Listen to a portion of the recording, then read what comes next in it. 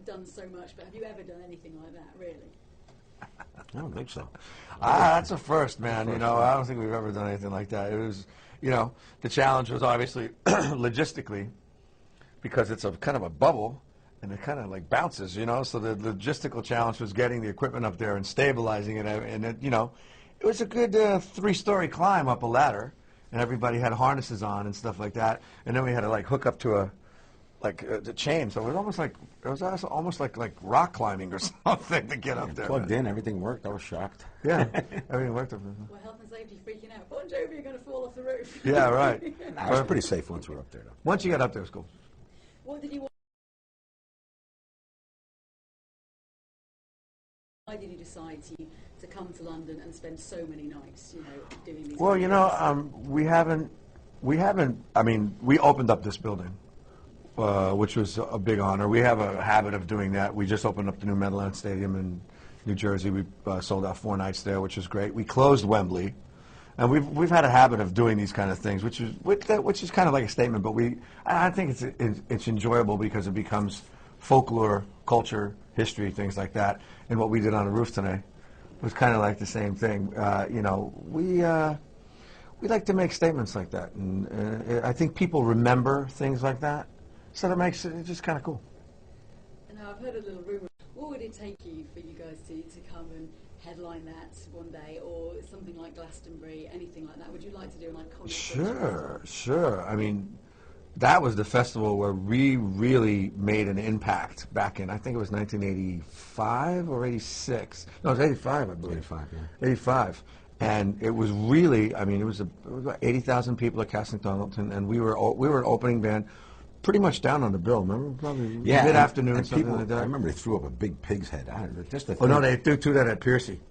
Oh, well, that was just happened to be up on stage. Just happened on stage. But I was just going. We were just looking at somebody this pig's carried head, that a long way just to do that. Yeah, imagine that. We didn't get just the pelted with it, but it was mindset of funny. somebody actually getting the pig's head, chopping it off, putting it in a bag, and then just lopping it at the lead singer from Rat. And it was sitting out there. When we went out there, we were like going, "Wow, man, these people are wild," you know. But it turned out to be a real show for us. It was like, I must have been in the middle of Fahrenheit, right? Probably our second album. Yeah. And we went out there and we really slayed them. It was a killer. And I remember the record company was so impressed that they made big plaques for us and everything like that. You guys have now arrived on, and then from then on we started basically doing stadiums here. That was it. And that was the other reason why. You know, I missed your question, but I'm going to answer it right now. That was the other reason why we decided to do this residency here at the O2, because since then we've been playing stadiums on the whole continent of Europe, and we haven't gone indoors. I was doing an interview with somebody, and somebody said, you know, you haven't been indoors in Europe since like 1986 or something like that, you know? And so we said, well, this is the time to do it, and then we'll do a proper stadium tour of the European continent next summer, and we'll be releasing a greatest hits with some new tracks on it in fall. So we'll have a whole nother Bon Jovi record for Christmas, and consequently another whole tour that'll last through August of 2011 and maybe onward, never know. Great, fantastic.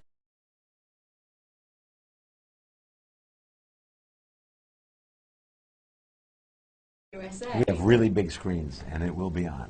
Yes. Who are you going to be supporting? Yeah, honestly, Spain. Yeah, me too.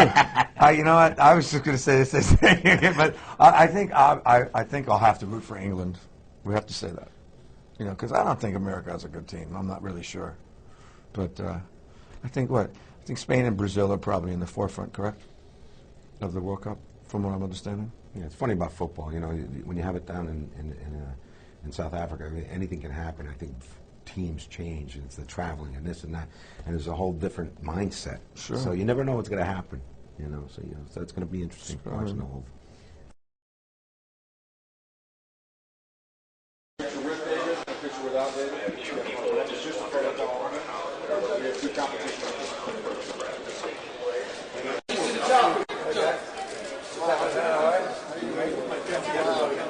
Pleasure.